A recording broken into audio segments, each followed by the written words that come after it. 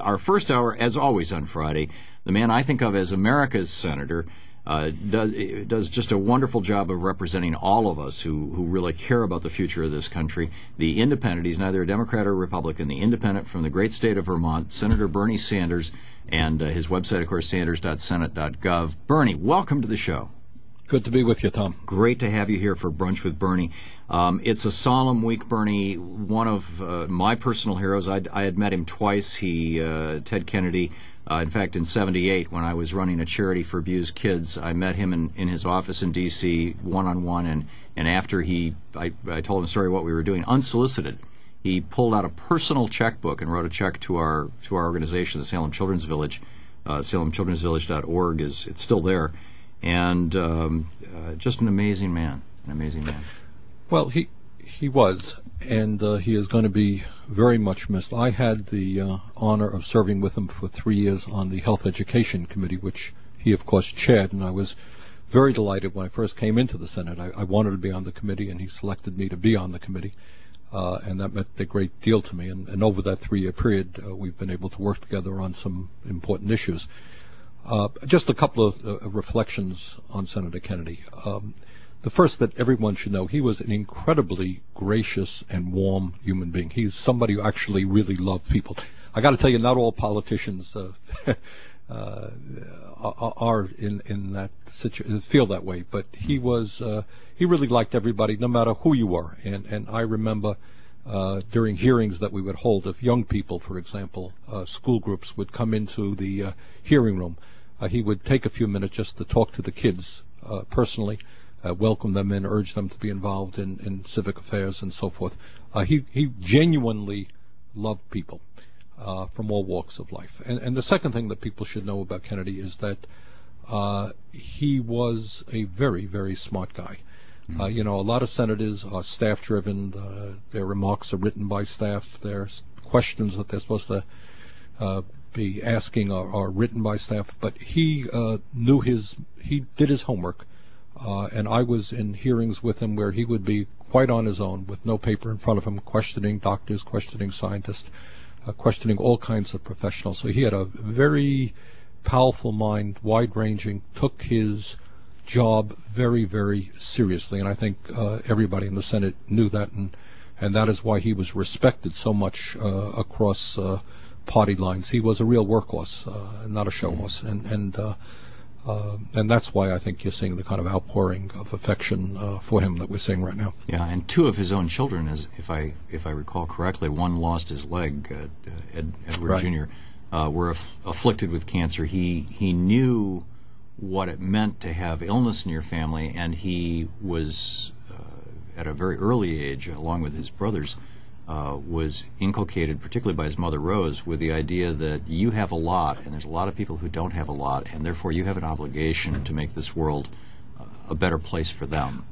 That's right, and I think that is the ethic of the Kennedy family, and a banner that he picked up and pushed very, very hard for almost 50 years. I mean, obviously everybody knows the story of the Kennedy family, and having gone through the tragedies of having his older brother killed in World War II, President Kennedy shot down, Bobby Kennedy assassinated, his children suffering very life-threatening illnesses.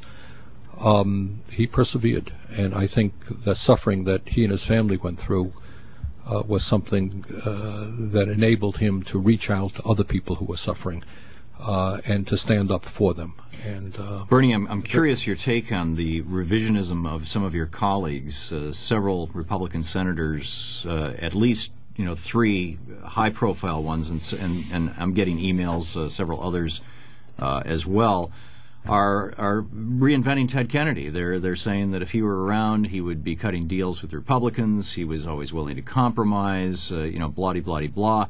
That's not the Ted Kennedy that I remember, and I'm wondering your thoughts on how this is playing out in the media and whether the right wing is going to be successful in reinventing the memory of Kennedy the way that they have actually successfully reinvented the memory, for example, of the many disasters of Ronald Reagan into turning him into a saint, if they'll do the opposite with Ted Kennedy or create something out of him that he wasn't. Well, I surely hope that does not happen. I think what we all know is that for 45 years, Kennedy was the most passionate and one of the leading spokespeople for workers, just a strong fighter for working people, for low-income people. As he said, within the last year, the fight for universal health care was the cause of his lifetime. And while we have not yet achieved that, people should not underestimate the role that he did play in expanding health care to tens of millions of Americans.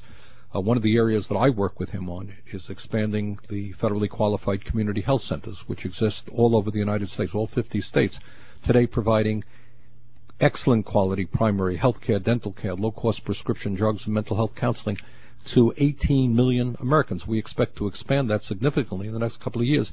That was Ted Kennedy's legislation. Mm-hmm. Not to mention the Children's Health Insurance Program, the expansion of Medicaid, Medicare, other important health care initiatives.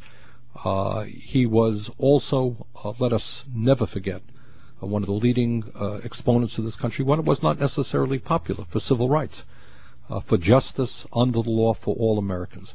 So we will not let the right wing redefine what his life and his vision was. It was a very, very progressive vision. He maintained that vision in good times and in bad times. And he was, until his last days, continuing the fight for a strong health care reform bill that would provide quality health care to every man, woman, and child. That was his vision. What Chris Dodd, who took over the committee when Kennedy became ill, told us is that after the Senate Health Committee, Kennedy's committee, passed their legislation, he called up and he was just very, very excited by that. Yeah, good. What are your thoughts on the prospects of the legislation that came out of your committee, out of the Health Committee in the Senate? Well, Tom, it is a very fluid moment. It really is. I don't think there's anybody who can guarantee you what will happen, whether the situation will end up bad or whether, in fact, it will end up very well. I think clearly one of the efforts that has got to be made at the grassroots level is millions and millions and millions of people have got to stand up to the insurance companies, have to stand up to the drug companies, have to stand up to all of those institutions that are making billions and billions of dollars every single year in outrageous profits within the context of the most bureaucratic, wasteful healthcare system in the entire world. As I've said many times, the key question that we have got to ask is that why is it that we are spending almost twice as much per person on healthcare as any other nation, and yet we have 46 million without any health insurance, even more underinsured with large deductions and co-payments. We have 60 million people who do not have access to a doctor on a regular basis. And because of soaring healthcare costs, which, if we do not get a handle on this, will double within the next 8 years, we have 18,000 people dying every year because they don't have access to a doctor and can't afford healthcare. So, I am so tired of those people, right-wing Republicans, who basically say, let's do nothing. Well, nothing is not acceptable. People are dying. People are going bankrupt. 1 million Americans will go bankrupt this year. This is a system that needs fundamental reform. And as people on this show have heard me say many times, I think the real solution, the only solution that I know of that will provide comprehensive universal health care is a single-payer Medicare for all program.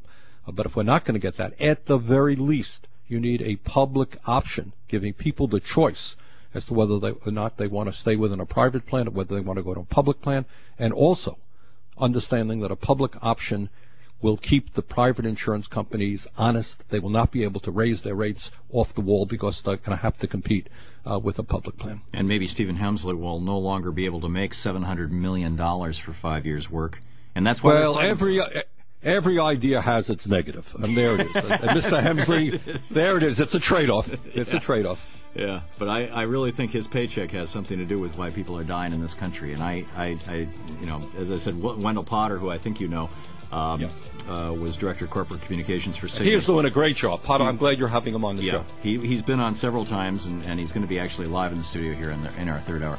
It's our Brunch with Bernie hour. Senator Bernie Sanders with us. He'll be taking your calls right after this. Stick around.